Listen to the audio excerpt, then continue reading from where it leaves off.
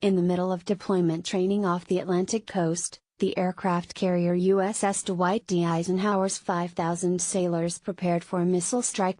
Dressed in flame-retardant hoods and gloves, they practiced battling fires, containing flooding and testing for chemical or biological agents. All hands man battle stations, commanders instructed over the ship's communications system as alarms blared. Missiles inbound, brace for shot.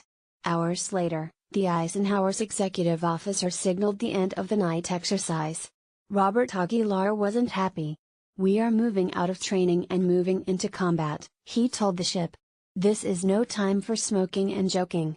We are getting ourselves ready for the war that we are headed into." The USA Today network presents USS Eisenhower VR, an unprecedented VR interactive transporting viewers to an aircraft carrier during full combat training. Photo: USA Today network. That was in April 2016. The Eisenhower and its accompanying carrier strike group, more than 7,000 sailors in total, deployed 2 months later to the eastern Mediterranean, where they joined the international fight to contain ISIS and served as a deterrent to threats from Russia, Iran, Syria and others in the volatile region. Where to find USS Eisenhower VR? The USA Today network VR team, and a reporter from the Pensacola News-Journal visited the nuclear-powered aircraft carrier to gather exclusive 360-degree video and photos during 3 days of round-the-clock air operations. An interactive VR experience for the HTC Vive allows the user to explore a virtual model of the Eisenhower, and discover 360-degree photos and videos from above and below deck. An interactive version is also available for Google Daydream headsets.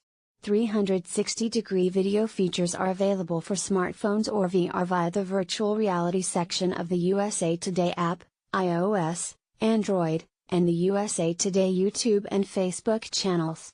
Samsung Gear or PlayStation VR users can find the videos in the Little Star app.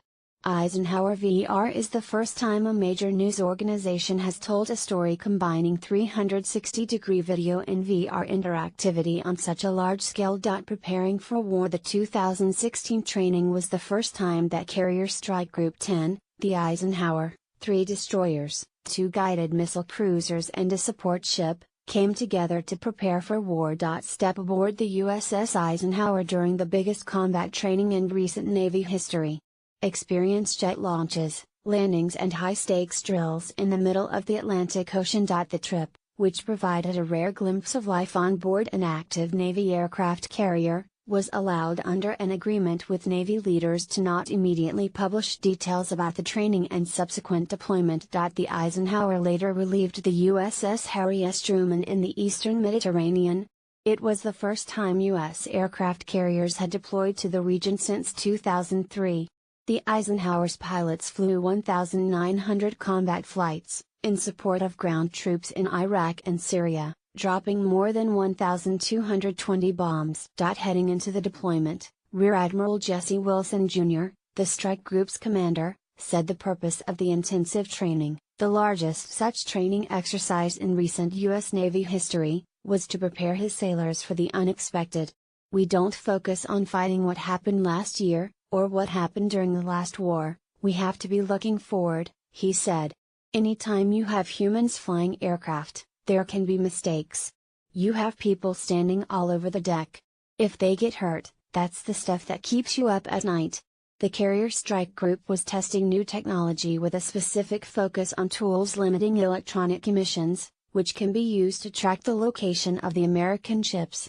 "The enemy has new capabilities as well, and they will be flexing that," he said. The deployment included close encounters with Russian ships and aircraft, something not faced by carrier strike groups in previous post-Cold War deployments to the eastern Mediterranean. In one instance, a Russian destroyer came within 1,500 yards of the Eisenhower when the carrier was conducting flight operations. The Eisenhower also had encounters with Iranian vessels and faced threats from unmanned drones, said Captain Paul Spedro Jr., the Eisenhower's commander. The training was crucial in preparing the crew for those challenges, he said. The Eisenhower is the heart of the floating display of military might that is Carrier Strike Group 10, and its flight deck is Strike Group's heartbeat, routinely shooting off armed jets just seconds apart, and recovering them as quickly. Early into the pre-deployment training, 8 sailors were seriously injured and medevaced off the Eisenhower after an arresting wire snapped on the flight deck. No one died, but the incident was a reminder of how quickly things can go bad during rounds of rapid-fire landings and takeoffs involving dozens of fighter jets. Making us,